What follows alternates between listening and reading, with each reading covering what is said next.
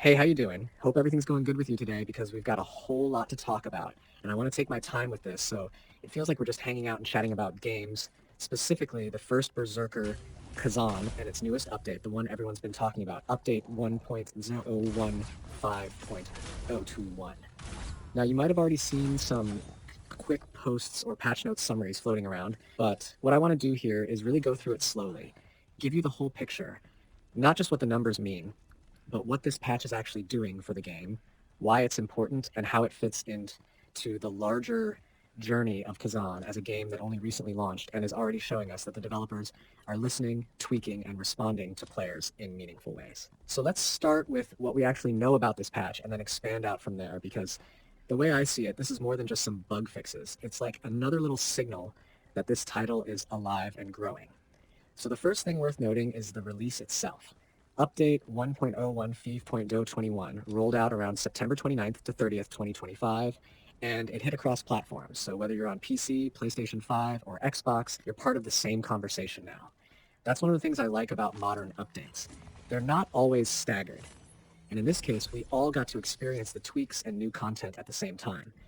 That's good for the community because when you're on forums, on Discord servers, or even just chatting with friends, you don't have that awkward moment where somebody says, wait, my version doesn't have that yet.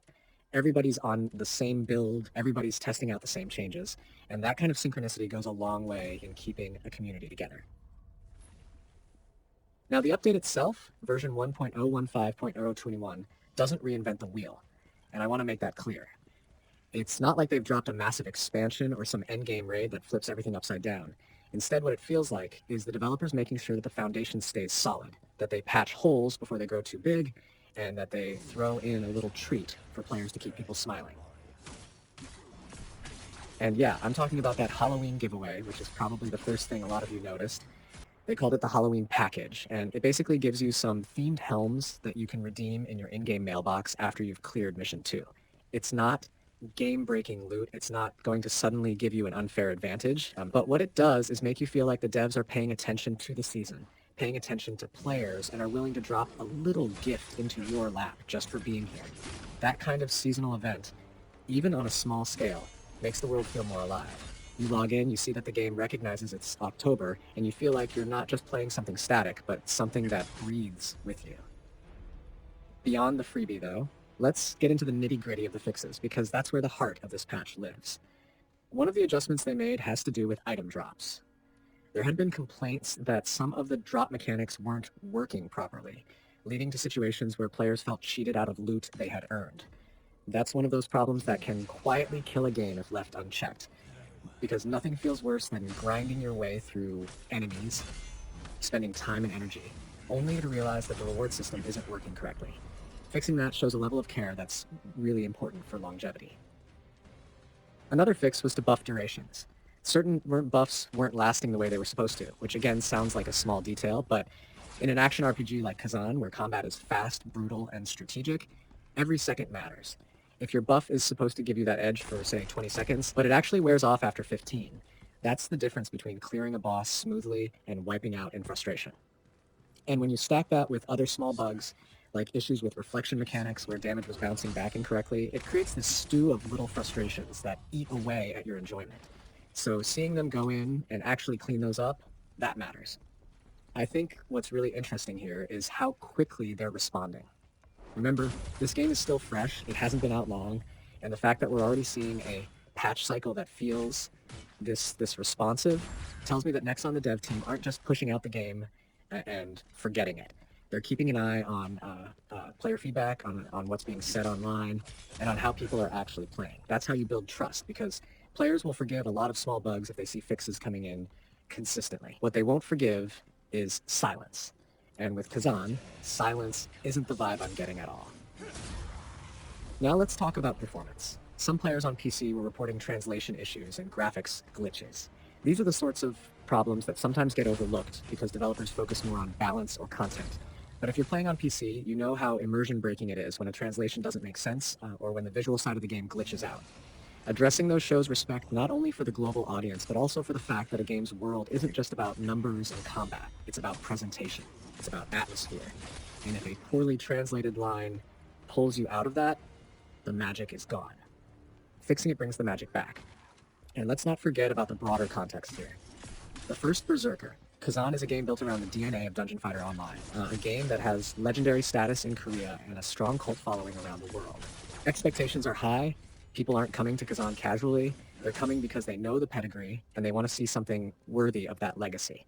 So every patch, no matter how small, isn't just a patch, it's a statement. It's the developers saying, we care enough to keep this experience stable, to make sure you don't lose faith. Now, what does that mean for you as a player? Well, it means if you've been holding off because you were worried about bugs, now's a good time to check back in. It means if you've been grinding and noticed that something felt off with your drops or buffs, you can breathe easier knowing those frustrations are being ironed out. It also means that you can look forward to future patches with some optimism. Because if they're dropping seasonal freebies now, chances are good they'll keep doing it, maybe even in bigger and more creative ways as the months roll on. I also want to touch on the fact that this isn't just about fixing things that are broken. It's about building habits.